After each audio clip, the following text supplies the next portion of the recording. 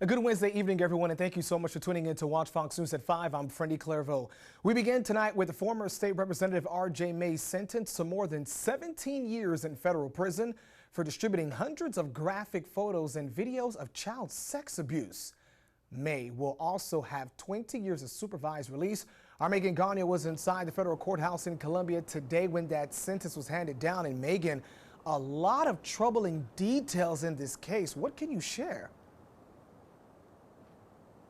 That's right, Friendy, and we do have to warn viewers that the details are disturbing. Judge Cameron Curry calling this case more severe than any other that she has ever seen.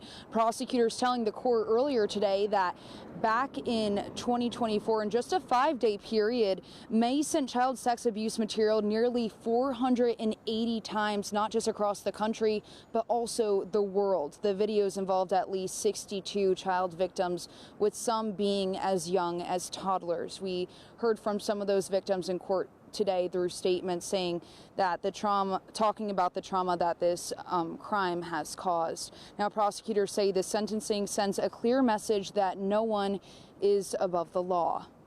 Lawmakers hold positions of public trust. He was elected to make a difference in our community, sworn to uphold the laws in our land. Instead, he represents the worst of us. Wednesday, R.J. May appearing before a U.S. district judge who sentenced him to 17.5 years in prison, 20 years of supervised release, and ordered him to pay more than $50,000 in restitution to victims. May asked for the mandatory minimum sentence of 8 years. Between 2023 and 2024, prosecutors say the former lawmaker under the alias Eric Rentling made at least 3 trips to the country Colombia to engage in sex acts with females who appear to be underage in videos he took of the encounters. We brought every bit that we could from the country of Colombia into the courtroom today, and we do think it shows that R.J. May was a hands-on abuser. We do think it shows predatory and violent physical sex. Prosecutors say May also used the Kik app under the screen name Joe Biden 69 to send more than 200 child porn videos 479 times to more than 100 users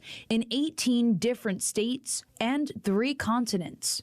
He was punished more severely than other defendants who have similar convictions because his conduct was worse. The videos involved humiliation, degradation, and extreme violence against children as young as toddlers. Things that, as a lawmaker, May introduced and supported legislation designed to protect children from. In public, he would support kids, sponsor the bills, and in private, he'd abuse them. He's a predator. He would deceive those even closest to him, and we're safer for him being in prison. Rather than reporting the videos to help children, May continued to share the content, creating more harm, betraying public trust. We don't care if you're a lawmaker, a judge, police chief, firefighter. If you exploit children, we're going to prosecute you. Now, we also heard emotional testimony from May's father and May's younger sister, and May even offered an apology saying, quote, he does not expect forgiveness and would not offer it if he were in the victim's position. And he also told the court he was too embarrassed and too weak to seek treatment. I'm Megan Gagnon, Watch Fox News, Local First.